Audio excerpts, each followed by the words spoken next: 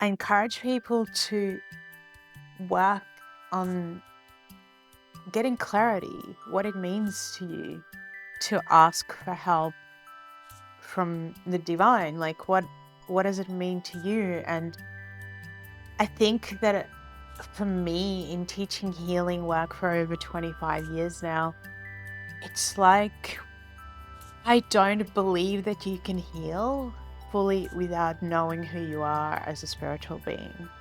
I really, really believe that you need to know who you are, why you're here, and what's the purpose of you being here, as well as who are you asking for help. And in everything I teach, the spiritual and the divine is a massive major part of it.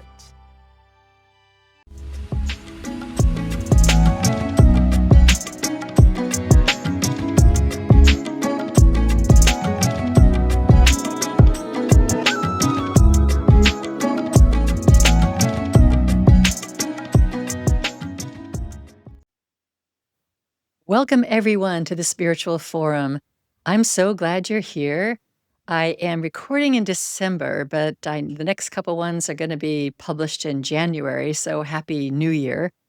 I am reminding you that this is a podcast of hope, inspiration, and awakening, and I am wanting to inspire everyone and help you be hopeful and awaken the entire world because we're on the precipice of an amazing awakening. And thank you for participating in that. I think if you're here, you're part of this awakening.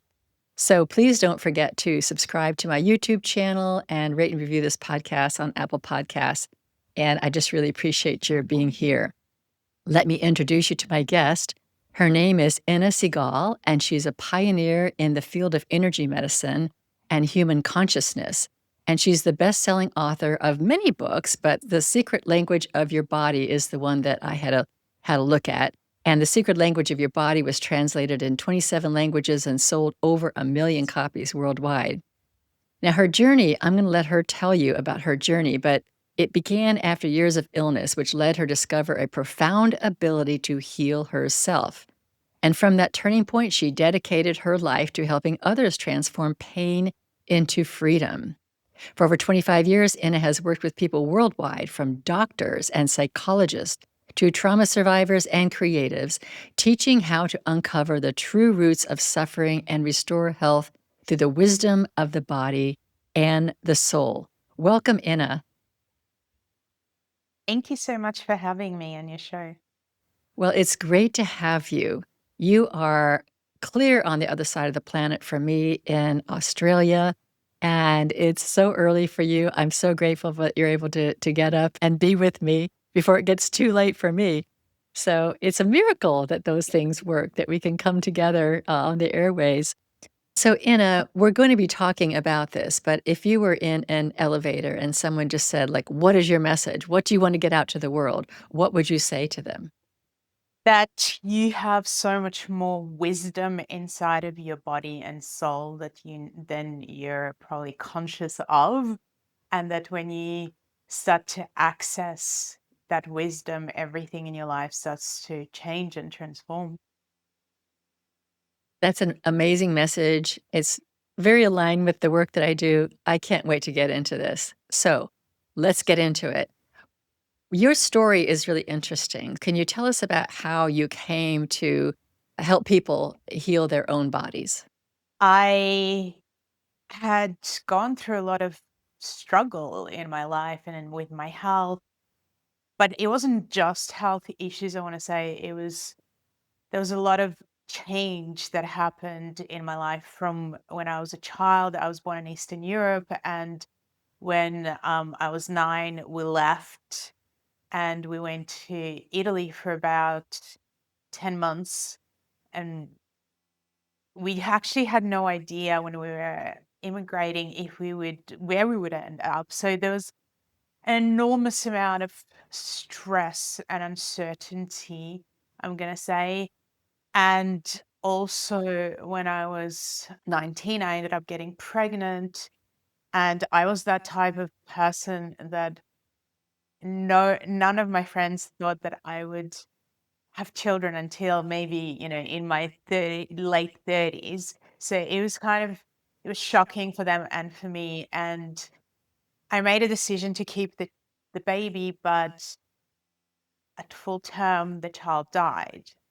And it was really, really, really stressful. And I also wanted to die. I had, prior to that, I had symptoms of everything from really, really bad digestive issues to psoriasis. Well, I'm not going to say it's a symptom because it's an experience having psoriasis all over your skin. Um, I also had really, really terrible back pain and anxiety. All of this just blew up when this whole experience happened, when this child died, and I really feel like I went into this holding pattern of just being stuck in the victim experience. And I was seeing a lot of different health practitioners. I'm going to say I started with medical practitioners and then I moved to alternative health practitioners just because I didn't get any real help from the medical side of it. And with the alternative practitioners, I felt like things would improve or transform to a degree. And occasionally, very occasionally, I might have, let's say, relief from my back for maybe a month or 6 weeks, but then it would crash. So, um, the turning point for me was seeing a chiropractor who I'd been seeing for over a year by that stage. And I really feel that he was quite intuitive and he had a sense of needing to shake me up. And so he when I came in and I was in agony, I'm gonna say, instead of just doing what we'd always done, getting me on the table and adjusting, he said to me, Inna, your body's really stuck. And I said, I know that part. What are you gonna do to help me? And he basically said, well, it wants to be stuck, so there's nothing I can do. Go home.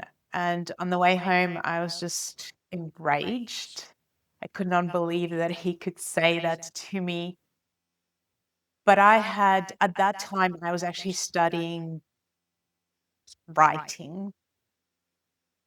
And the way that I thought was in a kind of linguistic type of way, because at my university, we were learning about linguistics, we were learning about literature and research. Like, you have to learn how to research to be a journalist and a writer. And it just kept occurring to me that my body had this language and I just was not understanding the language because I thought through languages. Um, and when I got home, I essentially made a decision that I was going to figure out this language. Now, I didn't really know how to do that. So I just winged it, I'm going to say. And I started by placing my hands on my back and really breathing into that pain because I knew that my tendency was to hold my breath. And I think most people do if they're in a lot of pain. So as I was breathing and feeling, and it was very, very uncomfortable, I had this thought that came to me. And the thought was, if there is anything divine out there, then I'm asking for help now. And it was hard for me to even ask that because deep inside, I just felt like, how could I ask for this when I trusted the divine, so to speak, to have this child and the child died? So how do I trust again? So I actually didn't expect much to happen, but I felt warmth and I felt I had my eyes closed and I saw this gold light that and it was like waves of unwinding that was and warmth that was going inside of me, and I knew something was happening. And then I had this other thought, which was, I wonder what my back actually looks like. And again, with no expectation, I saw my back, I saw my spine, and whilst for a moment I felt a little bit kind of like, oh my God, I didn't expect this. I went into, okay, I'm connecting to my body and this language show me why I am the way I am. And I can only describe this as a visual image that came to me of memory meets wisdom. And it was all to do with being bullied for not actually speaking the language in Australia. I live in Australia. So when I came to Australia from Eastern Europe and my time in Italy, I did not know one word of English and I was bullied. And I could see how that caused all the skin issues that I had. And then was very aware of my parents had a lot of conflicts at different times, and in particular to do with money and survival. And interestingly, back pain, especially lower back pain, is connected to survival, to lack, to fear, to anxiety, and I took that on. I also saw my grandparents who had gone through the war and lost a lot of family members, as well as, my grandmother's mother was shot in front of her when my grandmother was 13 so that my grandmother would survive. And my grandfather ended up in a Siberian camp, work camp, for something he didn't do for 10 years. So there was a lot of kind of trauma and loss, and I could really feel that in my digestive system. And I realized everybody in the family had digestive issues as well. And I just also realized that I was this person who essentially was like a sponge, and I would just take things from other people and carry it inside my body. And I cried a lot, a lot. And then I fell asleep. And the next day, when I woke up, about 70% of the pain was gone. And I really knew something that had transformed. And so for the next 3 weeks, I'm gonna say or so, I just kept connecting to my body and writing. I'm a person who gets clarity through writing. When I write, I understand things. And by the end of these 3 weeks, most of the issues that I had suffered with had either gone, like the psoriasis disappeared, never came back, and I have lots of people in my family who have psoriasis still. Um, my digestive system improved because I couldn't even eat food without blowing up. My anxiety went right down, and my back pain improved to a point where, I could wear high heels and not get pain, and never really had pain. Yeah. Okay, all right, so I've got a few questions. This is so interesting. First of all, it's pretty clear that you had been living with pain that really brought you to kinda your knees, literally and figuratively, so you were really open to healing and so annoyed by that chiropractor, who is probably one of your biggest gifts on the planet. I'm you're connecting your pain with certain instances in your life and certain places on your body. How did that happen? Like, that sounds like I guess my real question is, were you like an intuitive person prior to this? Or during this process, did you, like, awaken to these intuitive gifts where you were able to make these connections? Feel like I was quite intuitive before, but didn't know it, if that makes sense. It was like I could ask a question, for instance. I remember, like, to give you an example, my grandparents were still in Eastern Europe, and I was trying to figure out if they would ever come to Australia because they had to go through this whole rigmarole to come, and my grandparents from my dad's side were rejected. And so I remember kind of trying to tune in and getting a message through. It was very visual, but it was more like I was getting images of hearts, and I knew that hearts meant that they were going to come and they would get a yes. But it was more like this type of thing, and just things that I thought every single person did. So I never recognized it as, oh, I have intuition in that way. It was more just like, oh, I'm going to ask and see if I get something type of an experience. I don't, I didn't associate everything straight away, I'm going to say. It was over time. Um, at the beginning when I was getting the insights, it was, you know, I knew that the insights were about everything. And some of them were very obvious from the perspective of when I actually got the health issue. So I knew, for instance, that my psoriasis appeared as soon as I went to school. So when the image came up of, being bullied at school, well, that was the time that I had the psoriasis. When my grandparents showed up, it was very clear it was connected to the digestive system because I'd had digestive issues all my life from being a really small child. With the back pain, again, the timing of what was going on with my parents, and there were other things that were happening around. I went to a particular school where people were very wealthy, and I was bullied for not being, as well as all my friends, and this is when the back pain came up, so a lot of this was connected to times. Okay, I can see that.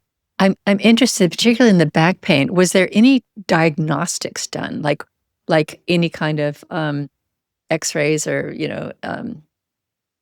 any way of them looking at your actual spine and saying, "Oh, this is it." I'm really curious if the pain is associated with something actually that's physically in the bones or the muscles, or if it's just all kind of a pain body in that particular space. Do you know? I never had an X-ray done, Okay. um, mainly because no one said to do it, Yeah. and it was it was clear that it was inflamed, it was clear that it was twisted because I couldn't move, and it was very much a sciatic type of pain a lot of the time, which was very hard to walk, when you have that. But yeah, nobody had actually asked at that time for me to get an X-ray. I think I went to a physiotherapist, I went to chiropractors, I went to Bowen therapy, and they all worked more with what they felt and saw inside my body. Okay. I mean, the reason I'm asking is because I watched an interesting, I think it was like a 2020, some sort of a short TV vignette about back pain. And it was interesting because there were, people who had this particular back pain, and there was, an X-ray or something done, and it was just completely like, this is where it is, and this is where his pain was. And yet, other people had the same X-ray with that exact same problem with no pain. So there was something physical there in both situations, but one was in debilitating pain, and the other didn't even know he had a problem. So I'm just in my own mind, I've always been trying to distinguish, or is all of our pain in our bodies, is all of it energetic and associated with some sort of a trauma or some sort of a feelings that we've stuffed somewhere? Or is some of it physical? Or are those 2 or, yeah, I think some people would say it's only physical, so that's that camp. There's a whole camp would say it's only physical. But are those 2 are they related or not? Or do they have to be related? So I'm really curious what you think about that. Well, I'm in the camp that I don't believe anything's just physical. Uh-huh. And I do actually remember asking the chiropractor, because I went back 6 months later to get a checkup, and he said, "Whatever you've done, keep doing it because it's amazing." But I remember asking him how much of the pain in terms of the spine and the back from all the people you've seen over the years is physical versus emotional. And he said something like over 97% is emotional, which I thought was interesting. It could have been 98. And I'm trying to remember the exact, but it was something like Very that. high. Yeah, and well, to me, because I study subtle bodies, and I actually wrote about this in my book, Understanding Modern Spirituality, and I have spent at least a dozen years really separating the subtle bodies into understanding what they do. Whereas, and prior to that, I had spent probably 12 years on, or 15 years or something like that, on just learning about them and trying to understand what they were. Um, because it's very, very complex. And what I am going to say in terms of like giving people some kind of an awareness of it is that we have something called the astral body, which is the body of desire, the body of likes and dislikes, what makes you unique to yourself. And this is the body of consciousness, and it's also the body that's connected to all pain and all pleasure. Now, how do we know that this is even real, right? Because that's always my question. I'm actually an extremely logical person, and I think that if I wasn't doing intuitive type of healing, I could be a scientist. Mainly because I like detail and I don't like generalizations in any way or form. So, in my research on it, the first thing I'm going to say is that when is it, if we're in pain, and I've been in pain, so I know what it is, when is it that we're not in pain during the day? And the only time that we're actually not in pain is when we're in deep sleep. We're not actually conscious. Now, when we understand the subtle bodies and the astral body, that is the body of pain and pleasure, I'm going to say, when the astral body leaves, and it leaves when we go to sleep every single night, we lose consciousness and go when we go into the deep sleep. And when we come back, at times we'll have that feeling of a jolt, like, oh, I've just come into my body. And I think most people have experienced this at least a couple of times in their lives. And it's almost like, oh, I'm back.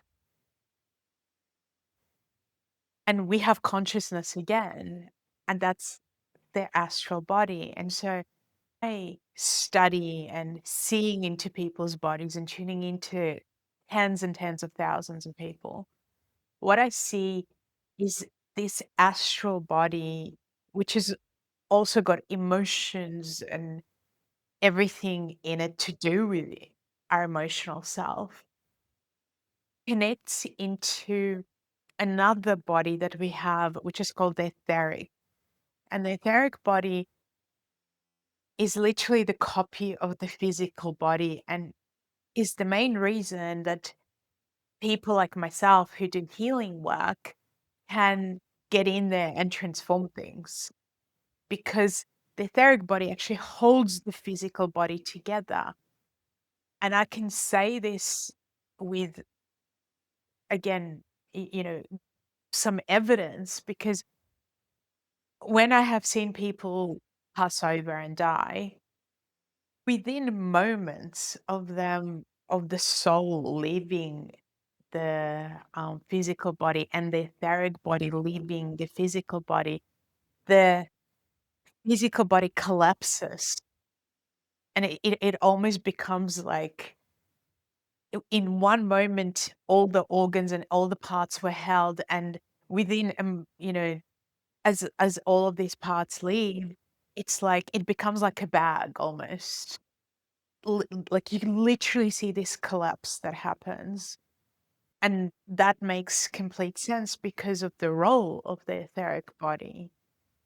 And so I believe that the astral body, when it's chaotic, and it's chaotic because we're in a state of an emotional disarray, it starts to press in, and maybe very slowly and gently at the beginning, and maybe very fast, depends on to the physical body, and it sorry, onto the etheric body, and the etheric body then presses, which is a memory body as well, presses into the physical, which causes pain.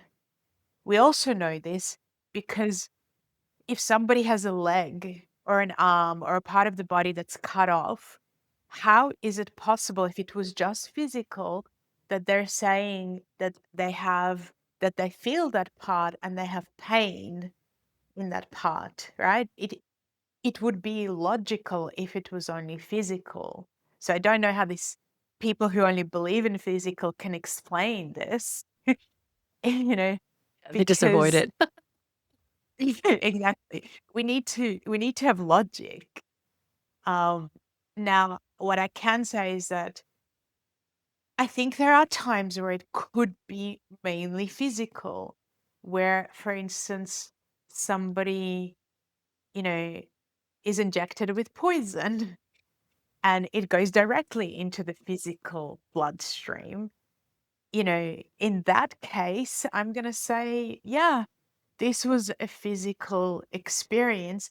It still affected the astral body and the etheric body, and the physical body.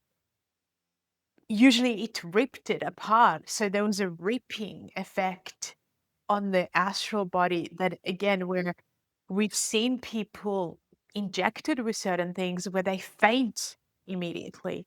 And it's almost like, because the astral body cannot hold that much poisonous, or whatever, how it affects the person, and it literally gets ripped, and the person just falls down. And we see that in seizures, and as well, when people have that, where in a different way, where the soul just leaves, and it's like the physical body goes into the seizure, but the person's not necessarily conscious of it and how they're really feeling. It's like they're not there, but the physical body is there going into it. So I just think there's a lot to decipher and explore. There is. I think your explanations are really interesting, though. They're very helpful to me. I wonder too about like injury, like when somebody falls, and they hurt their knee or their back or something like that. And I'm wondering, like, is that is that just an accident that happened, or is there something about the stuck emotions in this person's body that says this is the part of the body that you're going to injure? Or I don't know how all that works. I don't know if we know it at all, but I think it's really interesting when injuries happen. Well, in my experience, again, the and research into this before an injury, and I've asked this from countless people that I've worked with who've had injuries. So I'll usually say to them, "So before you had this injury, how were you feeling and what was going on for you? And who were the people in your life that you were having challenges with potentially?" Because most of the time, I can't say 100% of the time because no one can, but most of the time when you start pinpointing um, what was going on, people were not, when before they had injuries, they were ungrounded. They were almost not inside their body. Their mind was in chaos. They were going through something that was difficult where they weren't present or they weren't paying attention. Um, and when you break it down, it starts to make a lot of sense to a point where, oh, well, at one moment, I was really curious with car accidents where, where was somebody hit? Were they hit from the front or from behind or from the side or from where? And what does that part of the car represent in terms of, again, a person's consciousness or even their body? And it's just fascinating because when I would speak to people about it, it was always clear that there was a correlation. So, to answer your question, I think most of the time there is a correlation with the body part. So, if it's a knee, and again, I've worked with athletes and different people who, have a lot of injuries and train. And we would look at, let's say, knee injury or an ankle injury and their actual relationship with their father or their mother or someone, that was in their life and what was going on. And it was always related. Yeah, that's so interesting because it does force a person to go and look deeper, and I think that's part of the healing process is to look deeper and to feel what's going on there. But we live in a world that is so tuned to the material that we are so convinced that everything's just physical and material. And so a lot of people would say, "Oh, this is just woo-woo," but it makes so much sense the way you describe it. We are agitated, we are distracted, or our minds are somewhere else. We may be ruminating about a problem uh, or thinking in the future, whatever it is. We're doing something most likely, or in a lot of cases, to avoid the real feelings, and and then something happens, and we think it's a random accident, but there's a lot that went into that particular accident. So, I think you really helped me understand that a lot, so thank you for that. I'm, I believe in the divine. I believe that we are creations of the divine. I believe our bodies are made in a perfect and whole way, and that our bodies are, completely wired for self-healing.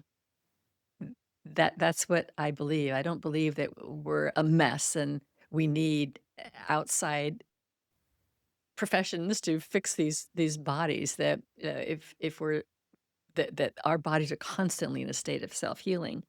So when you talk about when you're injected with poison, that your etheric body, I think you said, gets out of whack.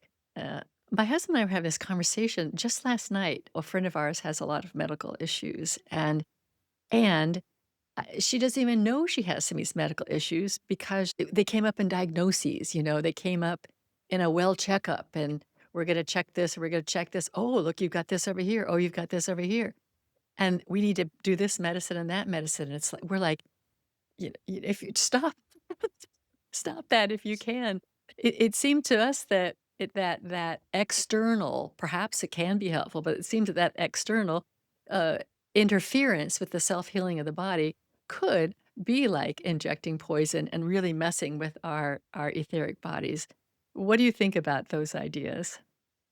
It's a hard one, I think, because in terms of healing, and I'm writing a book about this at the moment, in terms of healing, a person has to be in a state of openness and internal flexibility, and I think for me personally, what I learned from my own experience was that I wasn't healing from what other people were doing, because not because they were doing the wrong thing necessarily, but because I couldn't hold it. My sense of self, my I amness, could not hold it because I was not participating. It was somebody else doing it for me, and it's like I was somewhere else again. And when I started to fully participate, it was like my inner self that is made in, like, let's say, in that divine, that has a drop of the divine within it without a doubt, could now hold it and be part of it and embody, what it was about. But in all sorts of different cases, there are people, and many, majority, I'm going to say, of people who have spent their lives in self protect mode, in being really hardened in fight or flight response, and don't even know that they're in this fight or flight or freeze response. And because their nervous system meets their astral body, meets their etheric body, meets their inner self, is actually very, very hardened and inflexible, when they have a disease or a disorder or ailment, if there was no medication that they could take, they could die or they could be in absolute agony, because in that time they don't have the internal flexibility to transform that, or the issue went too far and the pain is just too great for them to be able to do anything on themselves. And so I see medicine in that way, that there is a need for it in our society, in our development and evolution at the moment. But at the same time, we need to be very, very careful with it because of the immense side effects that literally any and every medication has, as well as the fact that if we were to understand that we are divine being, that anytime we put something into the body that is potentially disruptive or has, whether it's medicine or other things that is part of medicine that people put into the bodies, um eventually there's going to be a price for it, and often the price is connected to ripping the subtle bodies or freezing the subtle bodies, or all sorts of things. And what I can say is that in terms of the physical body, it becomes extremely toxic from all of these different things that we do, from what we put on our skin, medication, so many things, sprays that we use at home, you know, uh, so much. There's so much to learn and understand. And our Just bodies are because, doing they're doing their best. They're getting all these poisons in all these different ways, and it's doing its best to grab that waste and get rid of it. God bless our bodies. It's interesting. Of note, you may not know this, but I'm a Unity minister, and Unity was founded by Myrtle and Charles Fillmore, and it started off as a healing ministry, and it was a healing ministry because Myrtle Fillmore. This is back in like 1895, something like that. She was diagnosed with tuberculosis, and she listened to a lecture and she heard the words, "I'm a child of God, and therefore I do not inherit sickness." And she decided that was her truth. That was truth. And she ended up, it did take her a while, but she ended up through prayer and meditation and sitting with the divine, healing herself. And then, like you, she dedicated herself to helping other people heal, and it started off as a healing ministry, so, she's just one of those iconic people, just like you are, who've been able to heal themselves by doing that inner work. So I find this is just really, really fascinating. I wanna go back to, I wanna go back in your story, and I just wanna point out that you said something like, I if there is the divine, that you asked for help. Am I getting this right? There's something like, if there's a divine Yeah. force out there, that you Yeah, ask if for there's help. something divine out there, help me now, Yeah, yeah, and was my I right. I I don't wanna lose that idea because that is so important for everyone who's listening to know that it's kind of like, knock and the door will be open. It's you may not get the yellow Corvette, that's not what it's about. It's about knocking on the door of the divine and being vulnerable and being open. Like you said, now your body and your mind and your heart, your soul is open to the healing and asking for it. And then, all good things were added to you. I just think that was such an interesting moment in your story, and I wanted to highlight that because it's not just your story, it's everyone's story if we get to that place. And or when we get to that place, we just ask for help and it comes. It's a miracle. And I think in so many, many, many, many ways it comes. And I encourage people to work on getting clarity, what it means to you to ask for help from the divine. Like what does it mean to you? And I think that for me in teaching healing work for over 25 years now, it's like I don't believe that you can heal fully without knowing who you are as a spiritual being. I really, really believe that you need to know who you are, why you're here, and what's the purpose of you being here, as well as who are you asking for help, and and in everything I teach, the spiritual and the divine is a massive major part of it. And you mentioned about unity. I'm very familiar with it because at one point I was on tour in the US and I actually went to unity churches in as many cities as I visited and spoke in those churches. And I remember because we don't have much of that in Australia.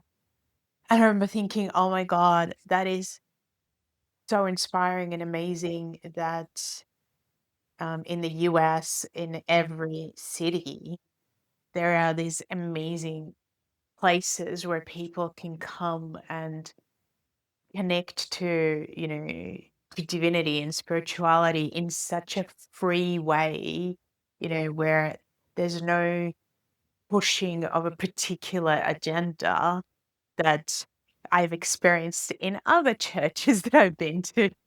So I remember just being absolutely inspired and encouraged by these amazing places of connection and divinity and worship, and where I felt so welcomed as well, I'm gonna say. Well, that's good to hear. That's good to hear. I would expect that. I think the way you describe unity from like an outside perspective is a really good description. It's a place. It's a very safe place and a very encouraging place to be on the spiritual path without anybody kind of like telling you you're wrong or pushing you in a certain direction. But there is there is a an ultimate path that we're on, which is a oneness consciousness, which is a higher consciousness, and so we're all at different places on that path, and everyone's welcome. So I'm glad you felt welcomed in the Unity churches in the US. I did, and if I can just say very quickly, I when we talk about the divine, I mean, I ask for help daily, to be honest, about literally anything and everything. And when I was on tour, it was actually really I had this. incredible experience with the Unity Church, and I became very, very close friends with one of the reverends from this church, and it was in Sacramento. I had 0, kind of, like, understanding of anything to do with Sacramento. It was not on my list of places to visit, and then I did a interview with this, I don't know, with Kevin Ross, actually, who's one of the reverends, and he said to me, you absolutely have to come and, to our church, you've got to do it." And I said to him, "Well, I don't really have time." And he's like, "Make time." I love people who do that, who say that. He's like, you know, I'm not taking no for an answer. You have to make time and you have to get there.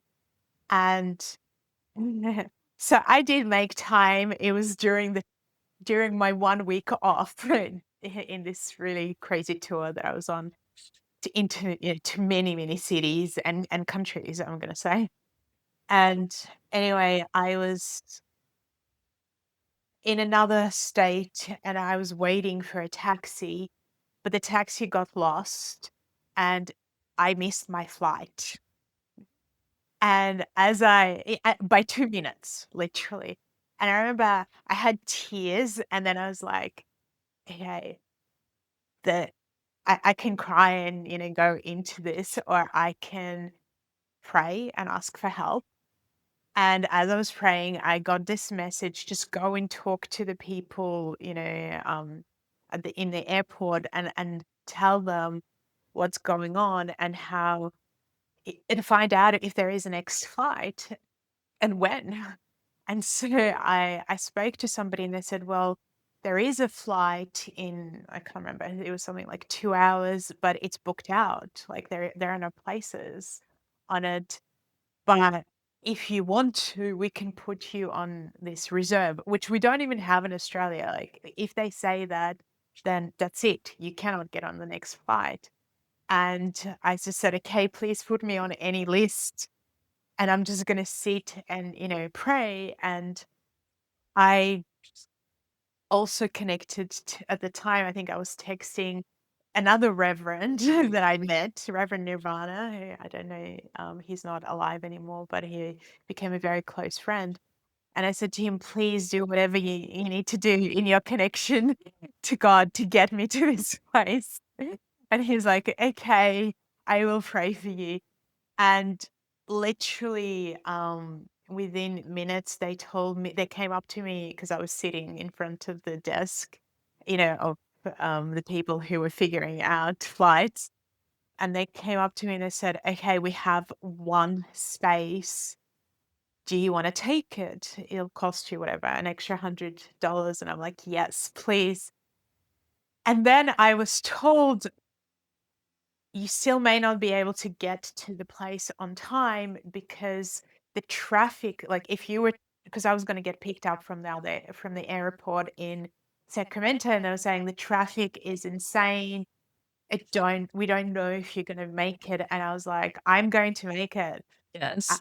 I'm literally like, there's going to be no traffic when I come." And I'm praying and I'm seeing it and I'm visualizing it. And I get to Sacramento and I get into the taxi and there's 0 traffic, like literally 0 traffic.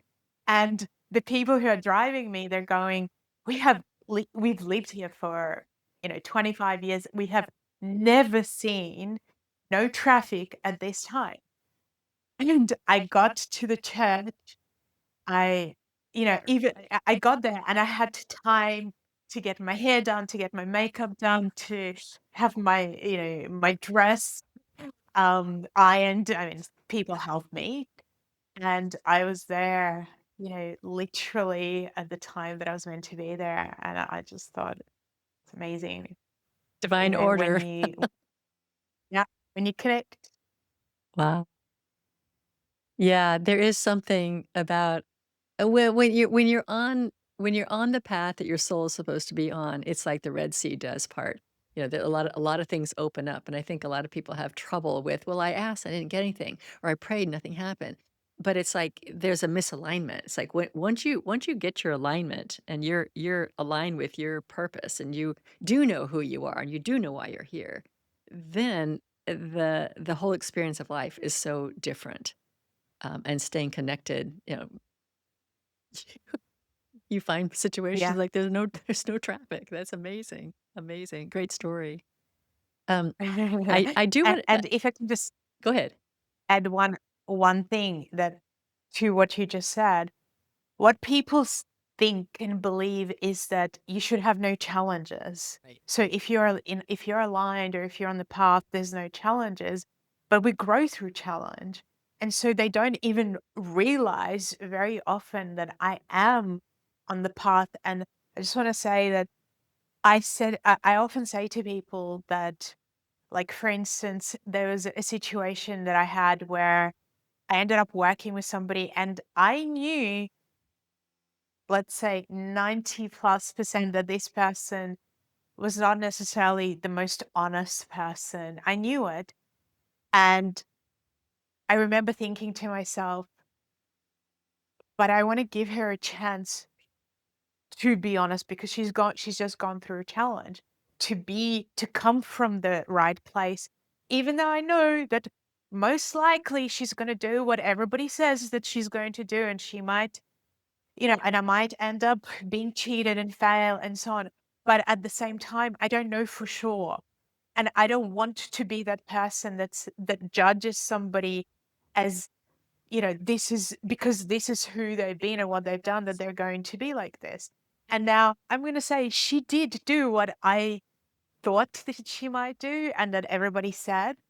But at the same time, she also opened a pathway for me and a doorway that, had I not worked with her, would not have been opened in that way, where I ended up helping thousands and thousands of people. And what I would say to myself then, well, okay, you didn't get paid and I didn't get paid a huge sum of money.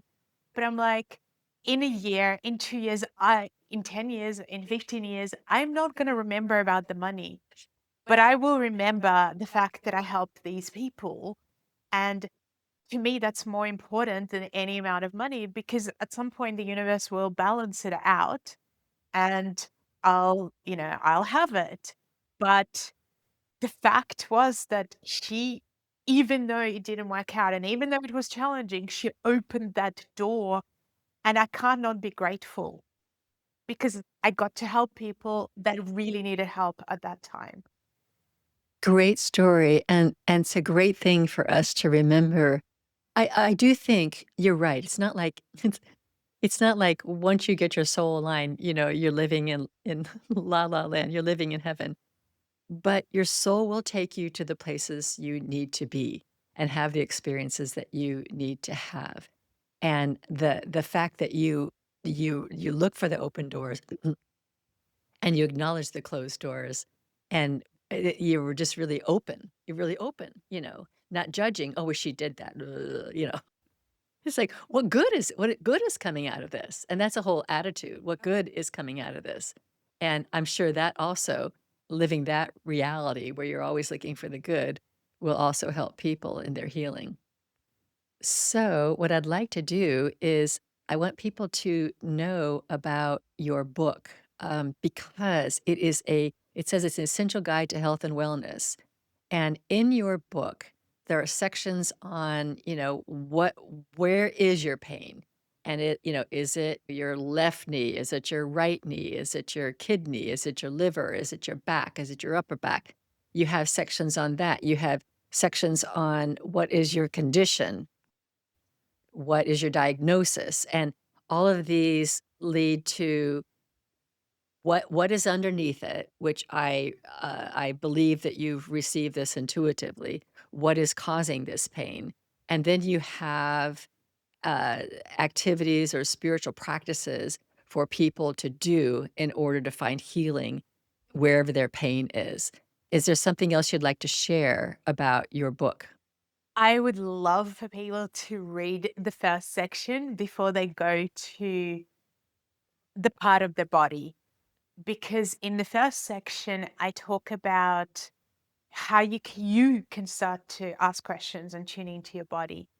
And I feel like the same way that I took responsibility essentially and stepped up, and it wasn't responsibility for somebody abused me, somebody did this or that to me.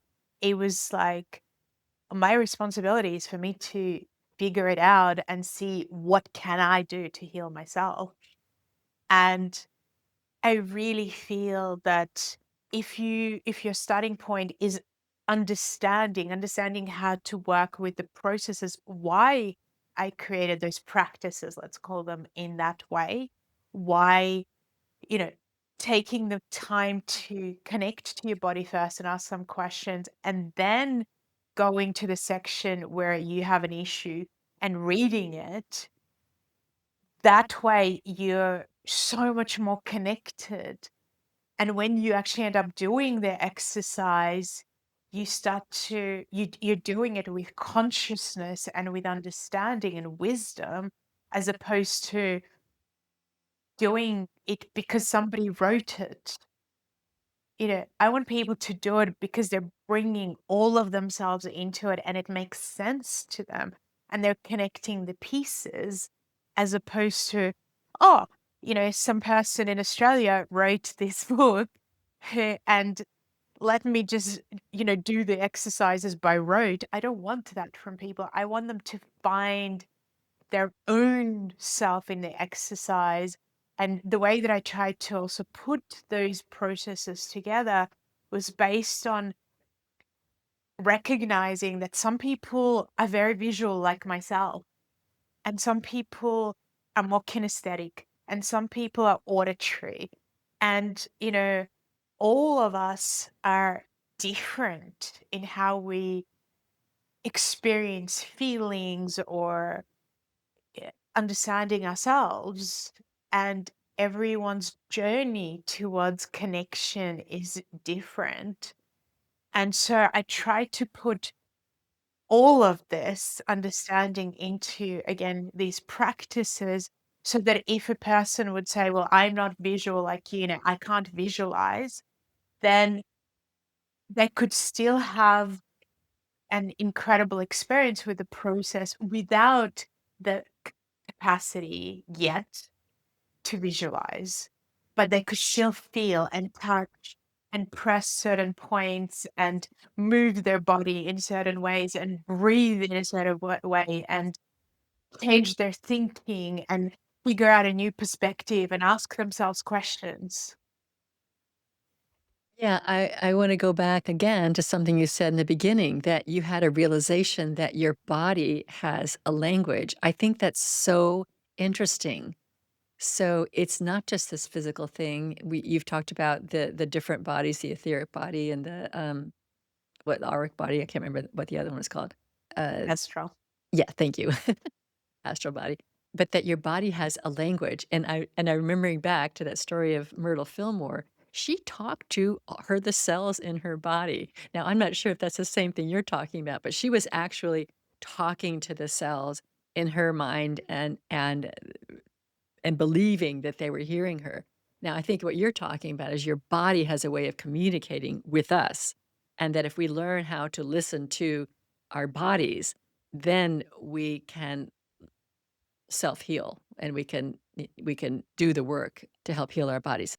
And I want to add, it's body and soul. It's like it's the body, and then it's what embodies your body. And so the astral body is actually part of our soul.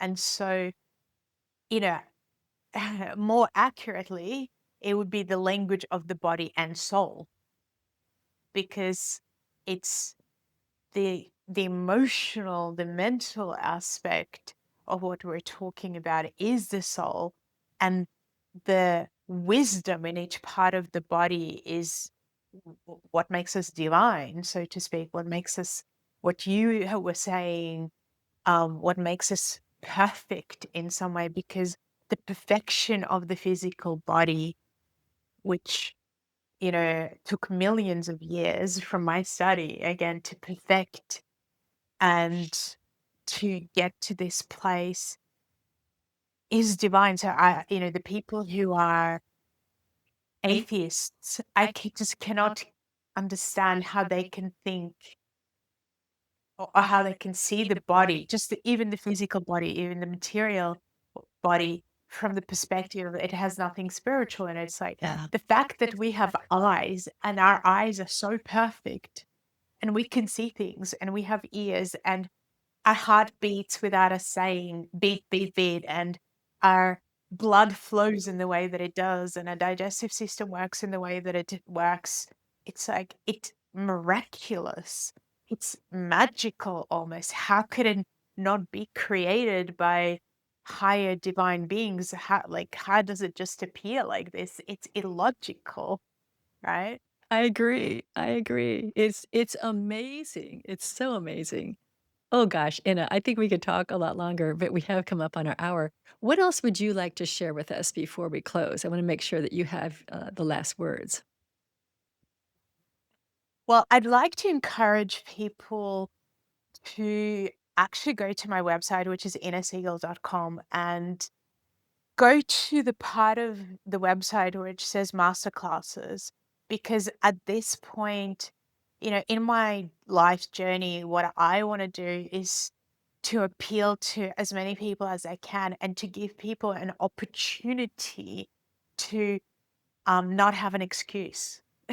And so, of why they should not work on themselves. And so I've created quite a few master classes where I'm giving them away for free to people. For now, it may change, but for now, and in those master classes, people can learn everything from connecting to the body and what each part of the body means, with me explaining and going on a journey, and also guiding them through processes so that they can experience it inside of themselves. I talk about chakras and archetypes in another masterclass, and how that's connected to all your traumas and experiences and family and ancestors.